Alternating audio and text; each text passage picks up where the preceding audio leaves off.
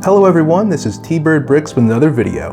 After a bunch of Bricklink orders and picking up select minifigs, I'm ready to kick off this brand new mock series, Iron Man Havoc at the Hall of Armors. Tony Stark is just enjoying a typical day in his armory, which I'm going to build.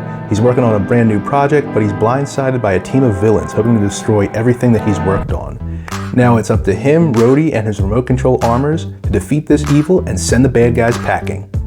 This series is going to be about 4 or 5 parts, and we're going to walk through every aspect of this build, from the design of the armory to the minifigures, the lighting, and everything. This build will be about 1,000 pieces total, not nearly as big as my Daily Bugle build, which, by the way, if you haven't already, be sure to check it out through the link below.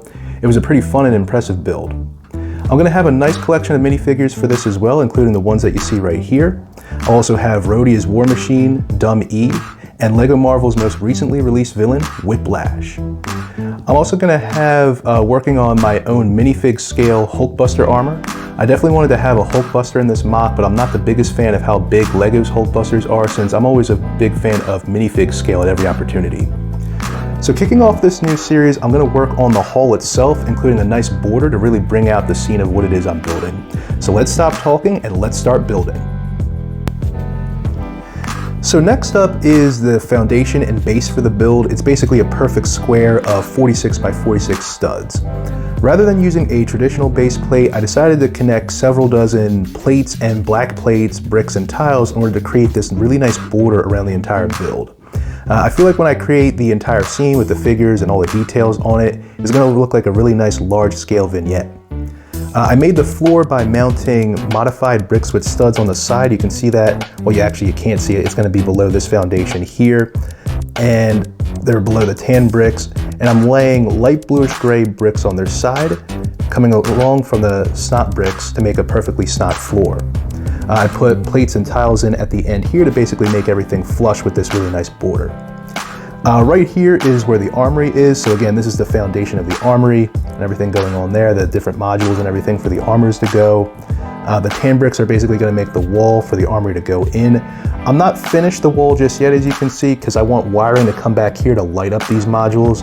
And then the bricks are going to go on top of that for the wires that basically go through. And actually, speaking of that, there's more wiring right here.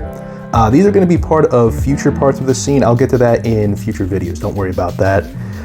And then also you can see I have certain studs throughout the build that you can see here, certain studs going on. That's where certain scenes, fight sequences are going to happen throughout the scene. So I'm going to have some remote controlled armors fighting a villain over here. Igor's fighting somebody over there. Dumb E and a desk are going to be right here. War Machine's going to be fighting some guys over here. This spot right here might be my favorite part of the build. It's going to be the brick-built Hulkbuster armor fighting a brick-built Crimson Dynamo villain. That's another Iron Man villain. I'm really looking forward to that one. That's basically going to be 2 minifig scale mechs duking it out. And then lastly, right here is the center of the stage, so to speak, where the gantry is going to go, and where it's going to be where Iron Man and Whiplash are going to fight. And Whiplash is going to be basically the lead villain leading the assault on the armory. So now I'm going to finish up today's video by finishing up the armory itself, as well as the wiring coming through the back.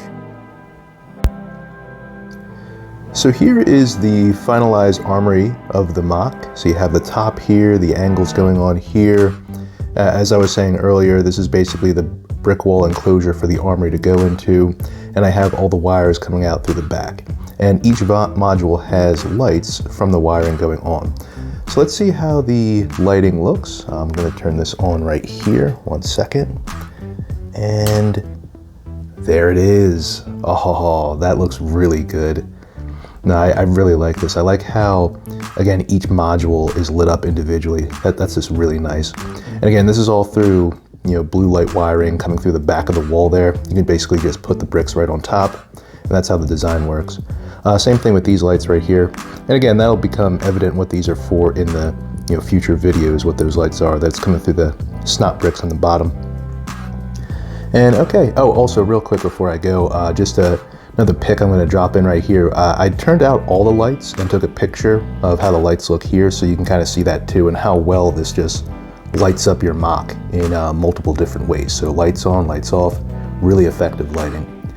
And this is from Bling Bling Bricks, just like my last build.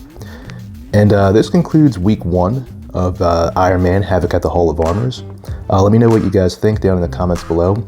Also in the comments below, let me know what you think your favorite armor is. So Mark 1, Mark 3, Mark, whatever number. Let me know what your favorite armor is. Be sure to like, share, subscribe. Definitely share with other people who like Lego superhero builds. Definitely let me know what you think of this. And have a great week. See you, bye.